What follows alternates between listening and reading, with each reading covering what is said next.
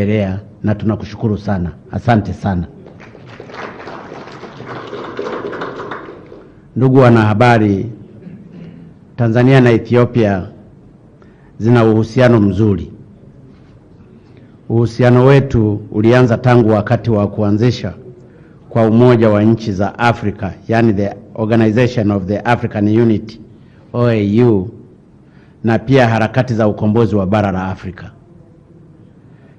Kama mnavyofahamu, waasisi wa mataifa yetu mawili, yani hayati baba wa taifa Mwalimu Julius Kambarage Nyerere wa Tanzania na hayati Mfalme Haile Selassie wa Ethiopia, walikuwa mstari wa mbele katika uanzishwaji wa African Union mwaka 1900 mbali. Mathalani, japokuwa biashara kati yetu bado ni ndogo, lakini kwenye miaka ya hivi karibuni imekuwa ikiimarika sana. Mwaka 2016 biashara ilikuwa shilingi bilioni 3.07. Hapo ilikuwa ni mwaka 2016, lakini kwenye mwaka 2019-20 imefikia shilingi bilioni 13.55. Aidha, katika kituo cha uwekezaji cha Tanzania kimesajili miradi 13 kutoka Ethiopia yenye thamani ya dola za Marekani milioni 14.57 ambazo zimetoa ajira zipatazo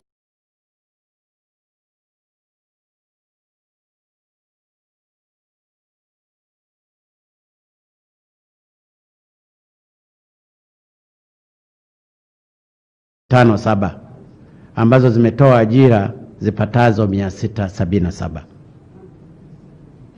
Zaidi ya hayo, pia tumekuwa tukishirikiana katika sekta ya usafiri wa anga pamoja na utalii. Shirika la ndege la Ethiopia linafanya safari zake kwenye viwanja vitatu nchini, yani Dar es Salaam, Kilimanjaro na Zanzibar.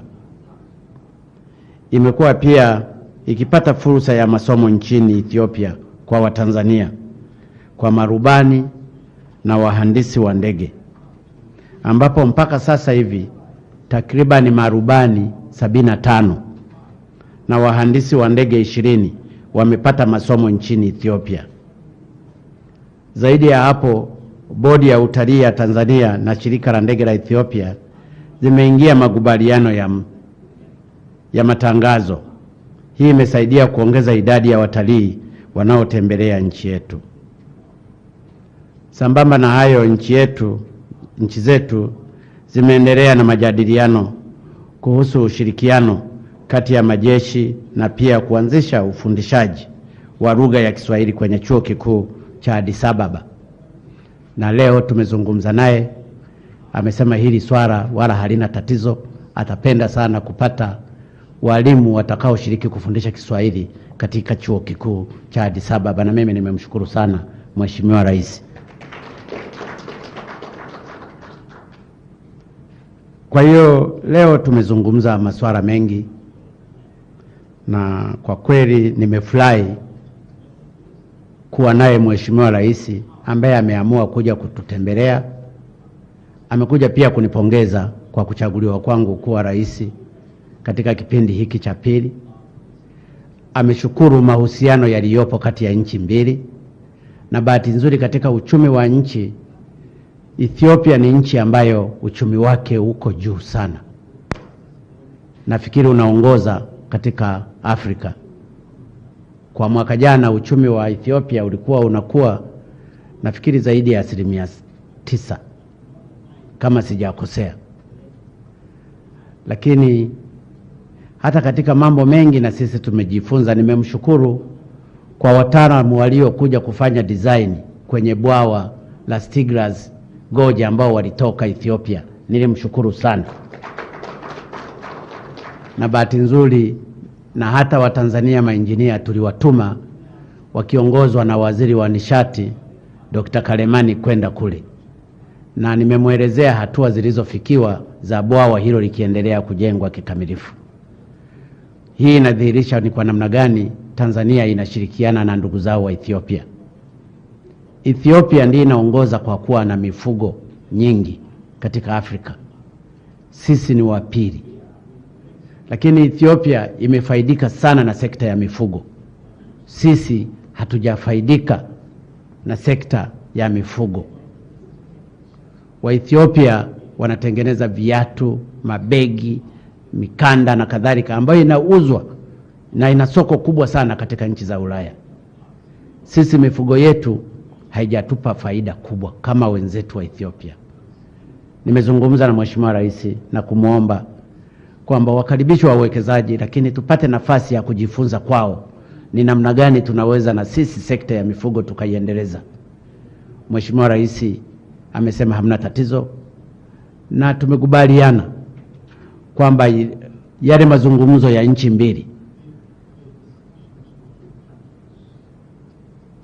Joint Commission, ambazo kwa muda mrefu hazijakutana, sasa zihakikishe zinakutana kati ya mwezi wa 3 na mwezi wa 4, na tumetoa instruction kwa mawaziri wa nchi zote mbili zinazohusika zishughulikie.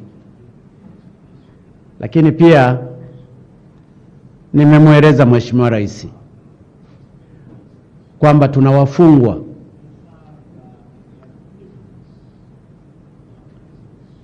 wafungwa wapatao 1789 kutoka Ethiopia, ambao ni wale wanaoingia nchini pasipo kihalali, na wale wote wamehukumiwa kwa mujibu wa sheria za nchi wako 1789. Tumezungumza naye Mheshimiwa Rais namna ya kupanga mbinu za kuweza kuwaruhusu warudi kwao, na nimemweleza kwa kutoa ahadi kwamba sisi hatuna masharti yoyote, kwa kuzingatia undugu na urafiki uliopo kati ya hizi nchi mbili. Sisi tunawaruhusu waondoke freely. Na nikawa ninamweleza Mheshimiwa Rais, wana ndege kule, shirika la ndege la Ethiopia ni kubwa. Wakichukua Dreamliner ambayo inabeba watu 260, wakipiga tripu 2 ambapo ni masaa 2.5 kutoka Ethiopia mpaka hapa, maana yake watu 520 wamechukuliwa. Zikipigwa tripu 4, maana yake ni watu 1020 au 40 watakuwa wamechukuliwa. Wakipiga tripu ya 5 wakaweka na Airbus moja, maana yake wao wakimbizi wote ambao wamefungwa, wengine wamekaa zaidi ya miaka 7 katika magereza ya nchi hii, watakuwa wamerudi kwao na watawatumia vizuri katika kujenga uchumi wa Ethiopia. Mheshimiwa Rais amekubali na hili, na anasema akirudi nyumbani wanakwenda kulijadili na kuangalia ni namna gani watalishughulikia hili. Na mimi nimemweleza Mheshimiwa Rais, sisi hatuna masharti yoyote. Hata aliyefungwa leo nitamruhusu kama mtakuja leo kuchukua hawa watu wote. Na hii ni gesture ya mahusiano mazuri yaliyopo kati ya nchi hizi mbili. Mengine tuliozungumza ni ya ujumla juu ya ushirikiano katika mambo mbalimbali, majeshi yetu na kadhalika, lakini kikubwa ni katika kujenga uchumi wa nchi yetu zote mbili. Nimemshukuru sana tena Mheshimiwa Rais, na nimefurahi kwamba ameweza kuja na akaamua kutoka huko kote kuja kutembelea sisi, na hii ni heshima kubwa. Na hakujua angependa sana kulala hapa. Anasema siku nyingine akija atakuja alale. Na mimi nimemkaribisha, nikamwambia karibu sana, hapa ni nyumbani. Na actually tuna Wamburu humu wa Iraki ambao walitoka Ethiopia. Kuna Muiraki hapa yoyote? Nimemtolea mfano, kumbe yuko mmoja huko amenyosha. Kwa hiyo wapo. Na nimemtolea mfano kwamba tuna waziri mkuu ndugu Sumaye ambaye amekuwa waziri mkuu kwa miaka 10 katika nchi hii, ambaye ni Muiraki, ambapo Wairaki historically hata ukiwaona hawa wanafanana wa Iraki na mimi nilitaka nianze kuwasalimu saita, sayu, aidoma, aidori. Lakini hii ndio Uafrika. Huu ndio Uafrika. Na huo ndio undugu. Kwa hiyo nimemkaribisha sana Mheshimiwa Rais, na kweli nimefurahi. Na yeye amefanya mahali pengi. Amefanya kwenye UN, amefanya katika maeneo mengi ya kazi za kimataifa. Lakini nimemweleza pia ombi letu dogo kwenye uwanja wetu kule Ethiopia ambao tulichelewa kuujenga kidogo, kwa sababu ni ukweli zile hela tulizozipeleka kujenga zililiwa na balozi wetu huko. Sio huyu anayeakti ubalozi, aliyekuwepo, na tukamrudisha nyumbani. Kwa hiyo kiwanja tukawa tumechelewa, tukashindwa kuzingatia masharti ya sheria za kule, kwamba kiwanja ukipewa na usikiendeleze unanyang'anywa. Sasa tulinyang'anywa, lakini tumemwomba tena Mheshimiwa Rais aturudishie, na Mheshimiwa Rais akirudishie, na tumeahidi tutakiendeleza kwa kukijenga. Na yeye amesema akienda kula atakwenda kulishughulikia hilo ili kiwanja chetu turudishiwe. Lakini nimemweleza pia pale Dodoma sisi tumewapa heka 5 na wao waanze kuziendeleza kwa kujenga ubalozi wao. Mambo yameenda vizuri, na mimi nasema namshukuru sana Mheshimiwa Rais. Mheshimiwa Rais, asante sana kwa kuja Tanzania. Karibu tena, na nataka kuwathibitishia kwamba mahusiano kati ya Ethiopia na Tanzania yataendelea kuwepo. Ethiopia oye! Tanzania oye! Asante sana na kushukuru sana.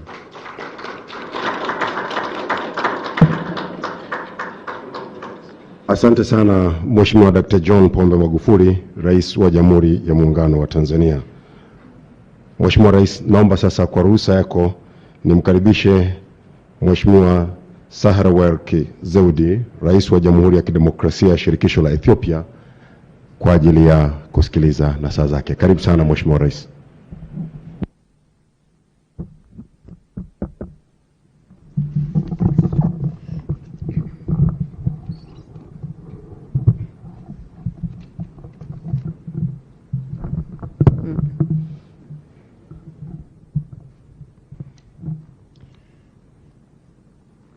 Your Excellency, Mheshimiwa Rais John Magufuli,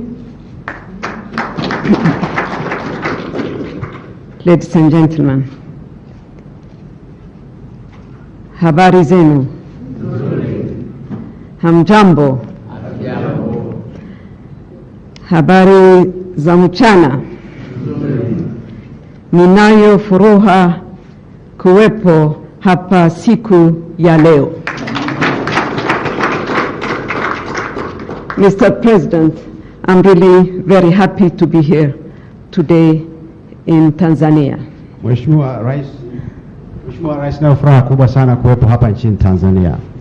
I have seen many parts of this country, from the coast to the highest mountain to your beautiful parks, but you helped me discover a new one here, which is on the shores of Lake Victoria, which contributes to the Nile, a water we all drink.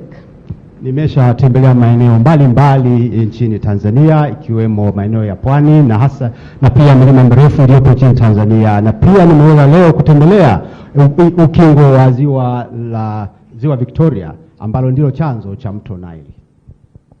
I would like to thank you for the warm reception that we have received since we arrived this morning. And let me tell you that I really appreciated the very good conversation, good discussion that we had, a very good exchange. And as you have said, Mr. President, rightly said, our bilateral relation is a long-standing one. Napenda kushukuru sana Mheshimiwa Rais, kwanza kwa makaribisho mazuri na makubwa ambayo tumepata siku ya leo, lakini pia na kushukuru kwa ajili ya majadiliano mazuri ambayo tumejadiliana siku ya leo. It dates back from the time of Emperor Haile Selassie in Ethiopia and Mwalimu Julius Nyerere in Tanzania. they were champions of Pan-Africanism.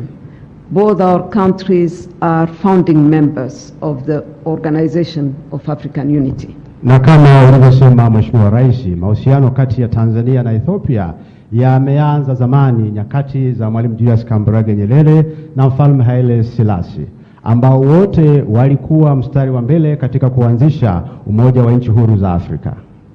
And in fact, talking about the Organization of African Unity, I would like to really mention one of your greatest august son, which led this organization for 3 terms, and I talk about Dr. Salim Ahmed Salim, that we consider as a true Ethiopian and a true friend of Ethiopia. Na tunapozungumzia kuanzishwa kwa umoja wa nchi za Afrika, sitasahau kumtaja Dr. Ahmed Salim, ambaye ndiye alikuwa mstari wa mbele katika kuanzisha umoja huu. Huyu tunamwangalia kama Muethiopia na kama rafiki wa karibu wa Ethiopia. And as I said earlier, we have a very long-standing relations from the 60s.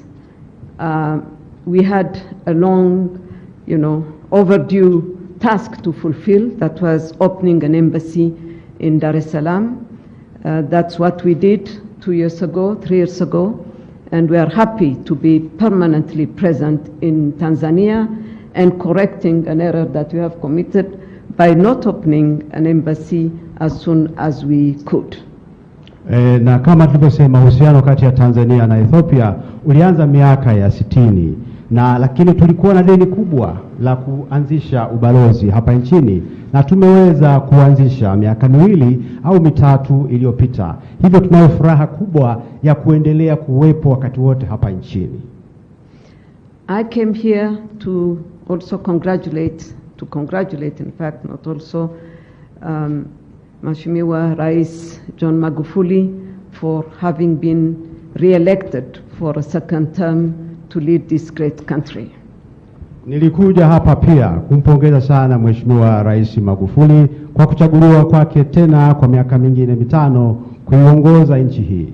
We have made it on time. I wrote to him, but I wanted to be physically present to say it again. Nilimwandikia na kumjulisha kwamba ningependa kuitembelea nchi hii. So we had a very fruitful discussion on bilateral issues, on issues of common interest, and I'm not going to repeat what His Excellency the President has already said, but I can assure you that we are ready for business to really bring the relationship between Ethiopia and Tanzania to another level, to the higher level. Tumeyazungumza mambo mengi sana kuhusu uhusiano kati ya nchi zetu mbili, lakini singependa kurejea tena yale ambayo Mheshimiwa Rais ameyasema, lakini ningependa kusema tu kwamba tupo tayari kuongeza ushirikiano na kufanya biashara pamoja ili ushirikiano wetu wa kiuchumi uweze kukua zaidi. Tanzania is a key country in Africa, not only in the region but to the whole Africa. For us, from the Horn of Africa, it's the link between the Eastern Africa to the Southern, because it belongs to the 2 blocks. Tanzania ni nchi muhimu kabisa, sio tu katika Afrika Mashariki, lakini katika Afrika nzima. Kwetu sisi, Tanzania inaunganisha pembe ya Afrika hadi kusini kabisa mwa bara la Afrika. We have participated in the Arusha process to bring peace in neighboring Burundi, and we have done it in the spirit of Pan-Africanism because we were in the land of Mwalimu Julius Nyerere. Ethiopia ilishiriki sana katika mchakato wa kuleta amani Burundi ambao ulikuwa ukifanyika kule Arusha, na haya yote yalifanyika katika msimamo wa umajumui wa Afrika kama ambavyo umesimamiwa na kutetewa na Mwalimu Julius Kambarage Nyerere. We are going to do our best, Mr. President, in having the joint commission between Ethiopia and Tanzania in the nearest future possible, between March and April, in fact, of this year, so that we enhance this cooperation. Na kama ulivyosema Mheshimiwa Rais, tutajitahidi kufanya kila tunaloweza ili mikutano ya ile tume ya ushirikiano ya pamoja iweze kukaa kati ya mwezi Machi na Aprili ili tuweze kukuza zaidi ushirikiano wetu. Because we believe that the relationship between a country like Tanzania, that the relationship we want to have with a country like Tanzania should be based on solid grounds.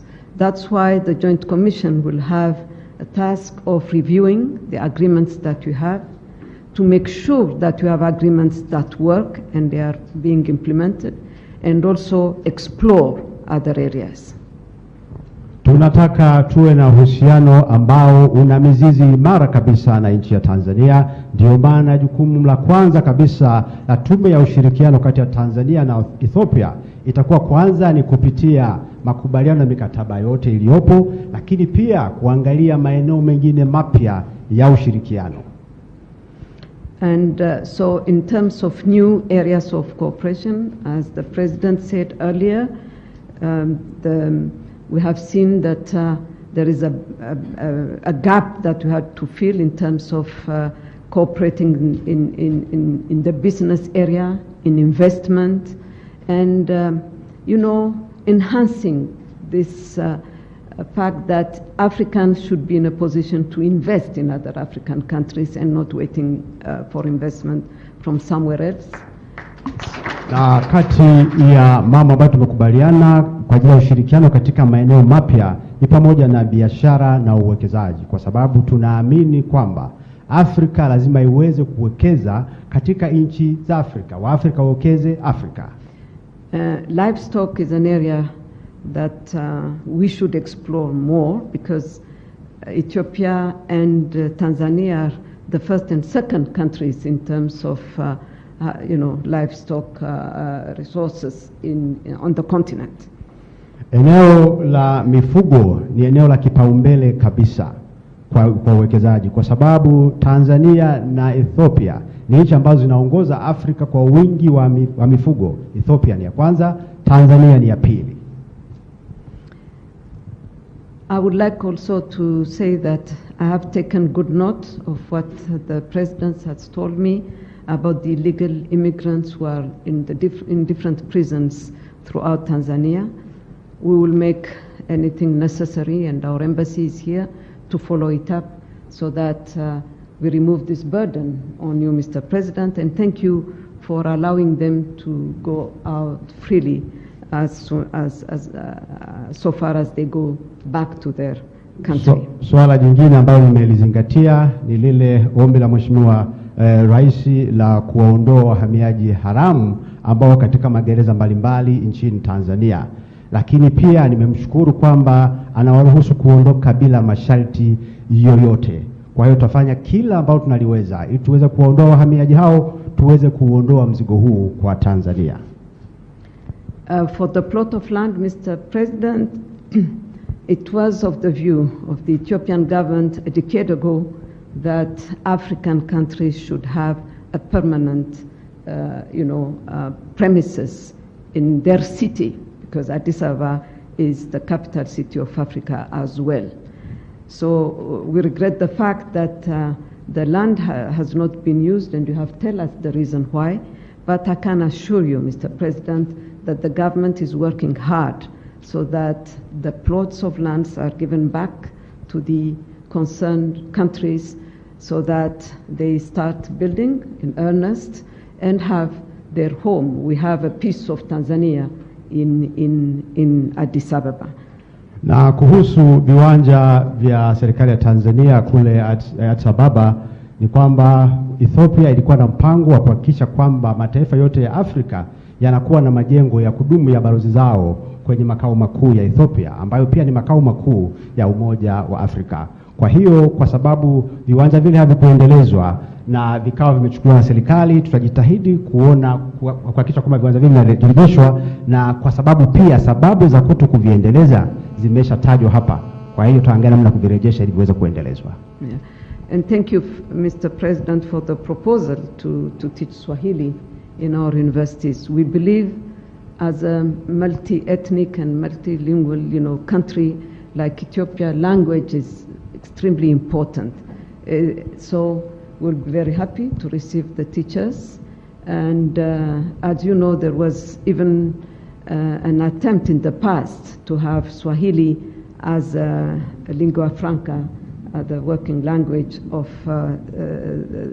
the language in Africa. So we will be very happy to contribute to that. Mheshimiwa Rais, lakini pia tunafurahi kwa pendekezo lako la kufundisha Kiswahili kwenye chuo kikuu cha Addis Ababa, kwa sababu Ethiopia ni nchi yenye makabila mengi. Kwa hiyo kujifunza lugha nyingine ni kitu cha muhimu sana. Na ninakumbuka huko awali kulikuwa na mchakato wa kutaka Kiswahili kiwe lugha inayotumika Afrika, yani lingua franca. Kwa hiyo nashukuru sana, na tutakuwa tayari kuwapokea walimu kutoka Tanzania kwa ajili ya kufundisha Kiswahili Ethiopia.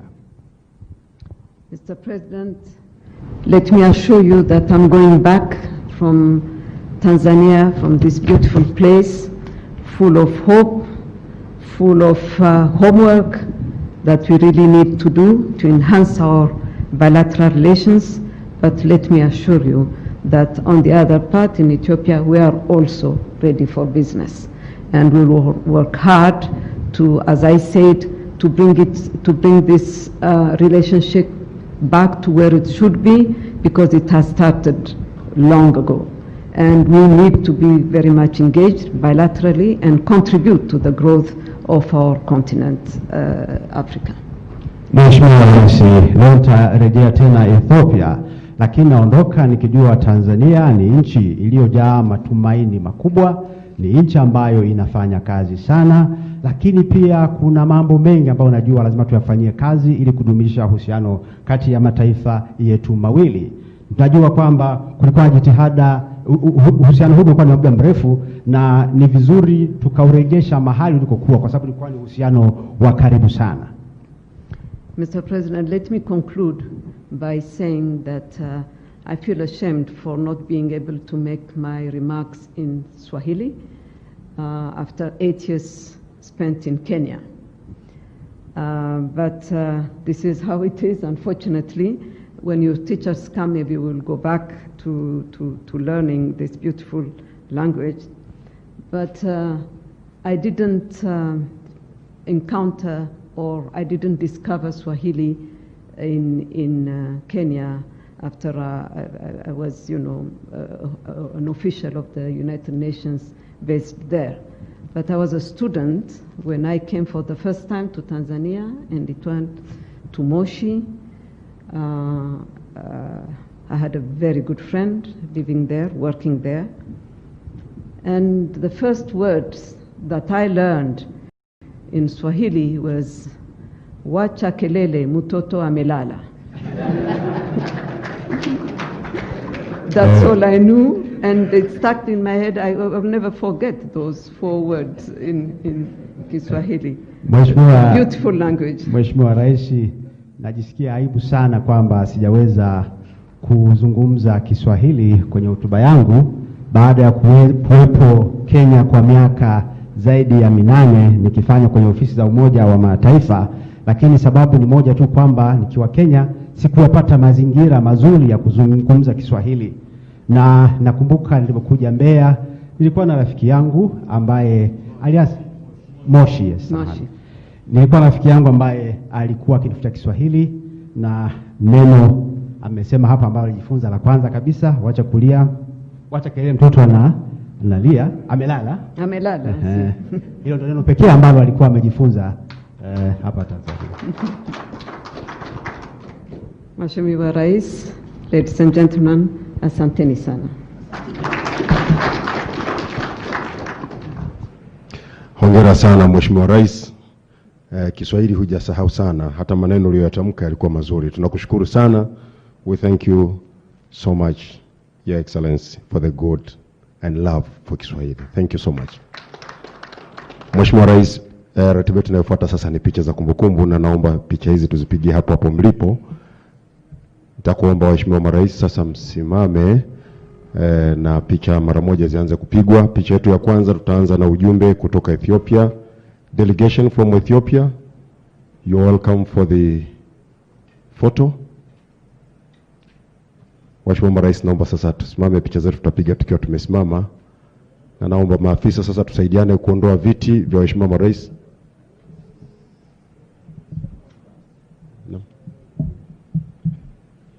Asante. May you kindly remove your masks, please? Thank you. Yes.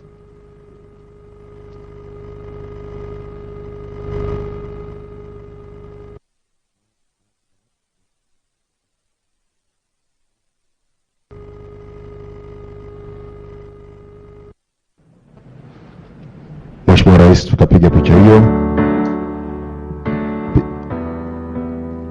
Thank you. All delegates from Ethiopia, please kindly remove your masks. Thank you.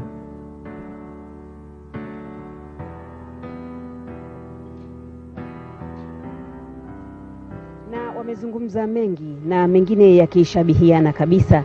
Kwa mfano, Rais wa Jamhuri ya Muungano wa Tanzania kwanza ameunadi tena lugha ya taifa, lugha adhimu ya taifa, Kiswahili, akimwambia Rais wa Ethiopia kwamba sasa wako tayari kama taifa la Tanzania kupeleka walimu endapo Ethiopia watakubali kwa ajili ya kwenda kufundisha lugha ya Kiswahili.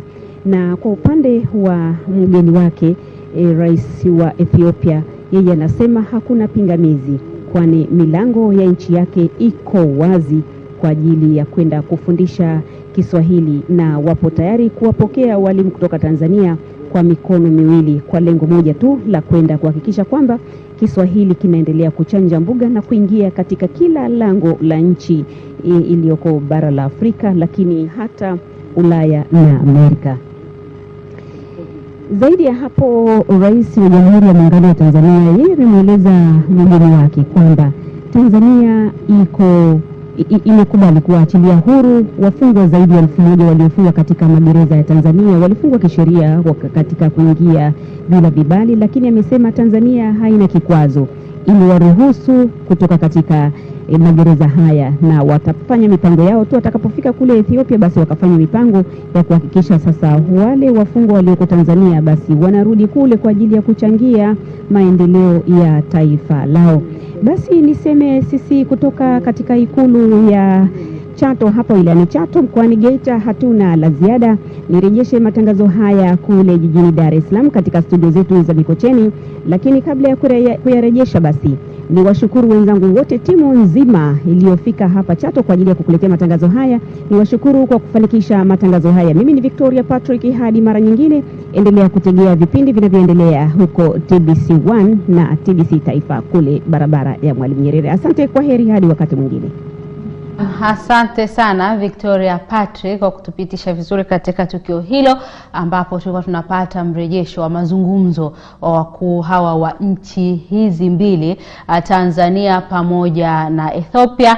Na ni matumaini yangu mtazamaji wa TBC1 umeyasikia kwa uzuri yale ambayo wamezungumza. Alikuwa mazungumzo ya takribani saa 3. Niko na mchambuzi wangu bado Saidi Msonga. Sasa ndo na sisi tunahitimisha katika yale ambao wameweka hadharani.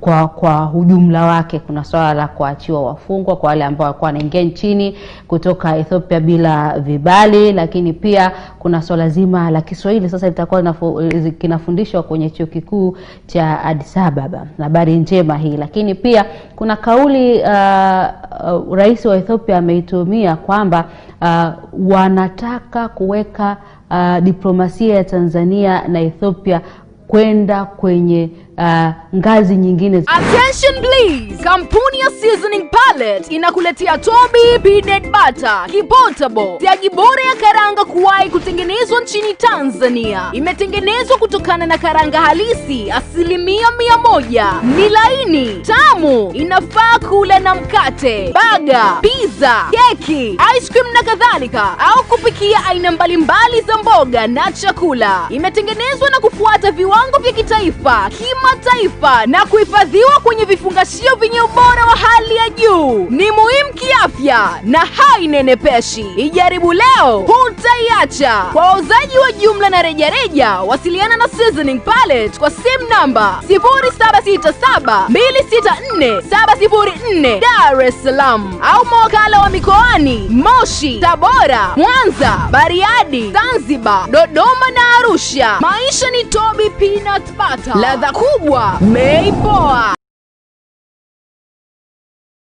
mkuu wa chuo cha Kilimanjaro Institute of Technology and Management kilichoko Mwenge jijini Dar es Salaam na chenye ithibati na usajili wa NACTE nambari REG/4/029. Anapenda kuwatangaza nafasi za masomo kwa ngazi ya diploma na certificate kwa muhula wa masomo utakaoanza mwezi Machi mwaka 2021 katika kozi zifuatazo: IT, Business Administration, Accountancy, Procurement and Supply, Front Office and Hotel Management. Chuo kimebobea katika ufundishaji kwa njia vitendo na kimeweza kutoa wanafunzi wenye weledi. Wengi wameajiriwa ama kujiajiri, na kwa wale ambao wameamua kuendelea na degree wameweza kujiunga na vyuo vikuu bora kabisa hapa nchini na nje ya nchi. Pia kuna ofa ya kozi fupi za computer application, graphics and design na video production. Kwa maelezo zaidi piga simu nambari 0754864361 au 0652835123. KITM, elimu na ujuzi kwa maendeleo ya viwanda.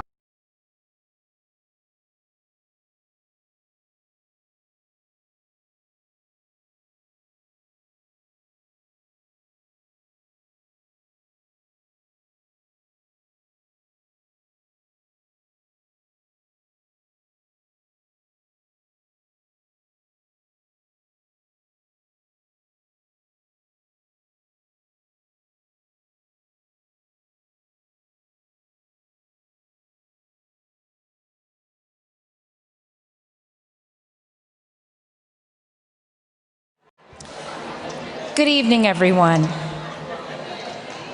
Good evening, yes. Thank you. We have had such an inspirational and robust conversations throughout the day, and our day would not be complete without some laughter.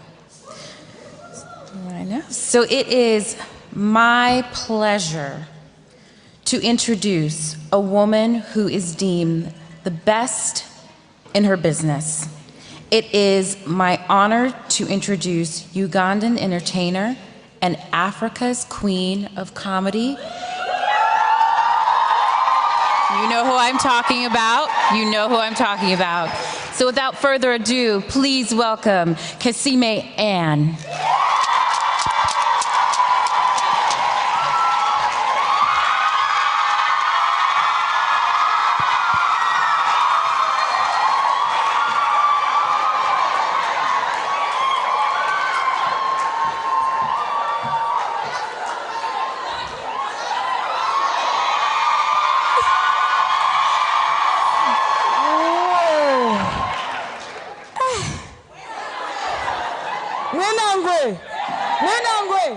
Mwenangwe, rutega shungu shungu kwa nyina shungu shungu